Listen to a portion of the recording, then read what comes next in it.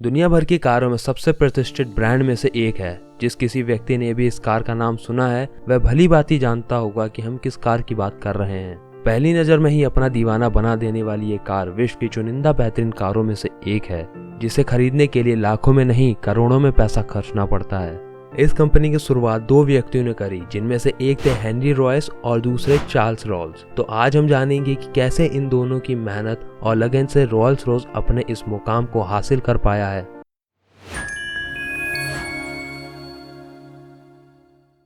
Henry का जन्म 1863 में एक गरीब परिवार में हुआ था। उनके माता पिता जेम्स और मैरी दोनों साथ मिलकर फ्लोर मिल चलाते थे। दिन भर मेहनत करके वो थोड़ा बहुत ही कमा पाते थे, जिससे खर्चे भी पूरे नहीं हो पाते और काफी ज्यादा कर्ज होने के कारण 1868 तक ये मिल दिवालिया हो गई और जिससे इनको काम की तलाश में लंदन शिफ्ट होना पड़ा। लंदन में शिफ्ट हो तो गए थे, पर उनकी हालत सुधरने का नाम नहीं ले रही थी। उनके पिता की हालत बीमारी की वजह से बद से बदतर हो गई थी। जब हेनरी 9 साल के थे तब उनके पिता चल बसे, जिससे हेनरी और उनकी माँ को बहुत बड़ा झटका लगा। हेनरी अपनी हालातों को जानते थे, इसकी वजह से उनको अपनी पढ़ाई छोड़नी पड़ी और कुछ पैसे कमाने के लिए घर घर जाकर न्यूज़पेपर बांटने लगे। लेकिन उनकी माँ पर कर्ज होने के कारण वो हेनरी का सही से पालन पोषण नहीं कर पा रही थी। कभी कभी पूरे दिन में सिर्फ एक बार ब्रेड नसीब होती थी, तो उन्होंने हेनरी को एक बूढ़ी आंटी के पास छोड़ने का निर्णय लिया। आंटी ने हेनरी को अपने घर में रखने के लिए राजी हो गई और उनका खर्च भी उठाती थी। जब हेनरी 15 साल के हो गए तो आंटी ने उनको ग्रीन नॉर्दर्न रेलवे की ट्रेनिंग करने के लिए फीस का सहयोग भी किया, पर कुछ समय के बाद हेनरी का खर्च उठाने के लिए उनके पास पैसे नहीं बचे, जिससे हेनरी को वहां से जाना पड़ा। ऐसी स्थिति में हेनरी बिल्कुल अकेला पड़ गया था। सौभाग्य से उसको अपना दोस्त मिला जो हेनरी के साथ ही ट्रेनिंग करता था। उसने अपने पिता जॉर्ज एरो से मिलवाया। उन्होंने हेनरी को अपना साथ रहने को दिया। जॉर्ज दोनों को अलग अलग तरीकों से औजार का उपयोग करना सिखाते थे। धीरे धीरे हेनरी को यह बहुत आकर्षित लगने लगा और वो दिन रात उसी में ही लगे रहते थे। प्रैक्टिस से अपने कारीगरी में सफाई के साथ वो व्हील बैरो बनाने लगे। जब वो 17 के हुए तब उन्होंने लीड्स बनाने वाली कंपनी में काम करने लगे, जहां उन्हें सैलरी के नाम पर केवल 1 यूरो ही मिलता था। फिर उन्होंने इलेक्ट्रिक लाइट पावर कंपनी में काम शुरू किया, जहां उन्होंने अपनी मेहनत से रुपयों को जोड़कर कॉलेज सिटी इंस्टीट्यूट से इंजीनियरिंग की। उनको इंजीनियरिंग में बहुत कुछ सीखने को मिला। उसके बाद मैगजीन वेस्टर में उनको नौकरी मिल गई। कुछ साल काम करने के बाद दुर्भाग्य से वह कंपनी डूब गई और फिर से हेनरी बेरोजगार हो गए। अब वह टूटने ऐसे लगे थे, लेकिन अपना हौसला फिर बुलंद किया और अपना खुद का बिजनेस शुरू करने का सोचा। वह अब ऐसी जिंदगी और नहीं जीना चाहते थे, उनको कुछ अलग करना था।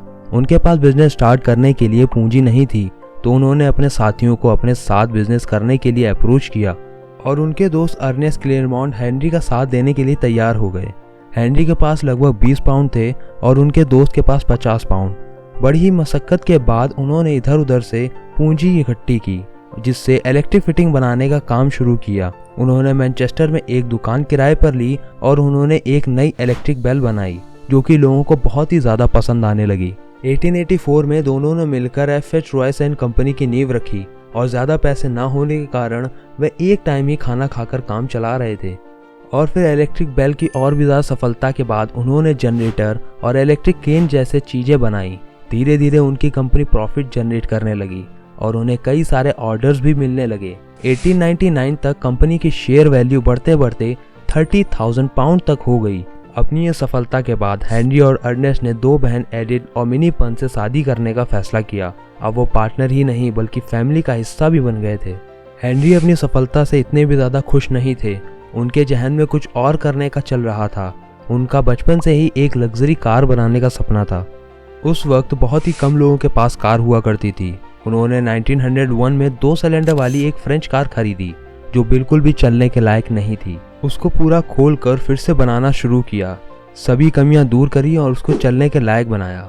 1904 में उन्होंने 3 कार बिल्ड की, जिसका नाम रॉयल्सटन रखा। पहली कार अपने लिए, दूसरी कार अपने बिजनेस पार्टनर के लिए और तीसरी कार एक ऐसे व्यक्ति को बेची जो इनकी कारीगरी देखकर बहुत ही ज्यादा प्रभावित हुआ और इन्होंने कार डीलर चार्ल्स रॉल्स नाम के व्यक्ति से मुलाकात करवाई।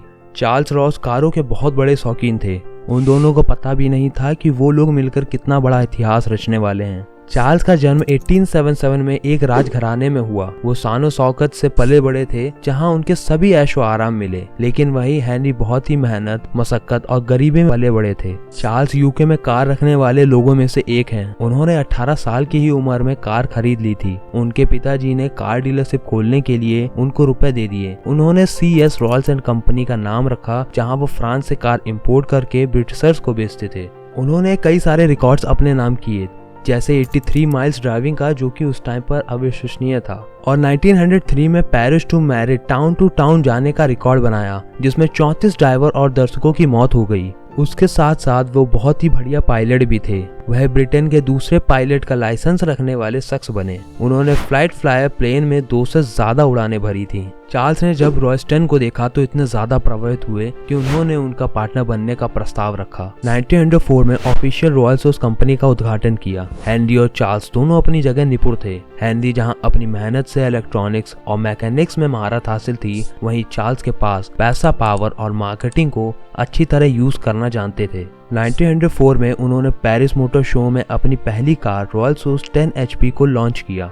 उन्होंने सिर्फ 16 कारें ही बनाई थी और अपनी डीलरशिप में इसको 395 पाउंड्स में सेल की। 1906 में इन्होंने अपना दूसरा मॉडल रॉयल्स रोज सिल्वर घोस्ट को लॉन्च किया। और एक खास बात, इन्होंने कार के इंजन और बॉडी के सभी पार्ट्स में सिल्वर और एल्युमिनियम का यूज किया, जिससे कार का इंजन बहुत ही साइलेंट हो गया था। और इसको मार्केटिंग करने के लिए इन्होंने चैलेंज भी लिया।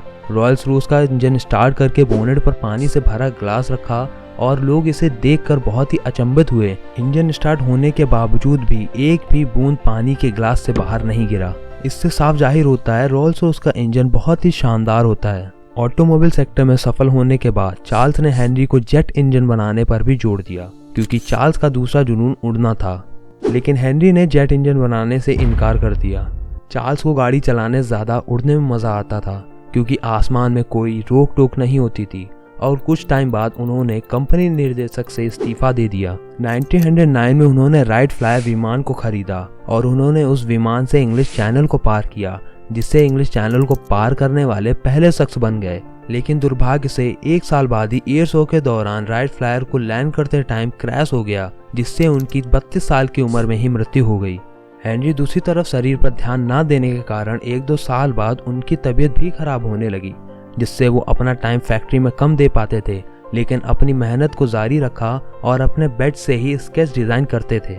वर्ल्ड वॉर से पहले मजबूरी में ही उनको हवाई जहाज का इंजन बनाना पड़ा। 1914 में हेनरी ने रॉयल्स रोज ईगल इंजन को बना लिया और यहीं से ही रॉयल्स रोज की एंट्री होती है प्लेन इंजन मैन्युफैक्चरिंग इंडस्ट्री में। और देखते देखते उनकी कारों की डिमांड इतनी बढ़ गई कि 1921 में 3 साल का वेटिंग पीरियड लग गया। फिर उन्होंने स्प्रिंगफील्ड मैसाचुसेट्स में दूसरी रॉयल्स रोज फैक्ट्री खोली। रॉयल्स रोज अपने कस्टमर को लग्जरी फील देने के लिए अभी भी अपनी सभी कारों को हाथों से बनाती है। एक कार को पूरा कंप्लीट होने में लगभग 6 महीने लग जाते हैं। हेनरी रॉयल्स को 1930 में ऑर्डर ऑफ ब्रिटिश एम्पायर से सम्मानित भी किया गया और उसके 3 साल बाद 70 साल की उम्र में उनकी मृत्यु हो गई। उन्होंने कभी जिंदगी में हार नहीं मानी, चाहे वो कितना भी बीमार हो जाएं, लेकिन उन्होंने कभी मेहनत करना नहीं छोड़ा। उनके अंदर अपने काम के प्रति इतना जुनून था कि अपनी मृत्यु से महज कुछ ही घंटे पहले उन्होंने नर्स को एक कागज दिया, जिसमें उन्होंने एडजस्टेबल शॉक एब्जॉर्बर का डिजाइन बनाया था और उनको अपनी फैक्ट्री के एम्प्लॉय तक पहुंचाने को कहा। लेकिन फैक्ट्री में कागज पहुंचने से पहले उनकी मृत्यु हो गई। हेनरी और चार्ल्स ने एक ऐसी कंपनी की नींव रखी जो आज तक सूर्य की तरह चमक रही है और अभी भी रॉयल्स रोज की वही लेगेसी बरकरार है। और आज इस कंपनी की वैल्यूएशन $7 बिलियन से भी अधिक है। अगर ये वीडियो अच्छी लगी तो लाइक, शेयर और सब्सक्राइब करें। हमारे साथ जुड़ने के लिए धन्यवाद।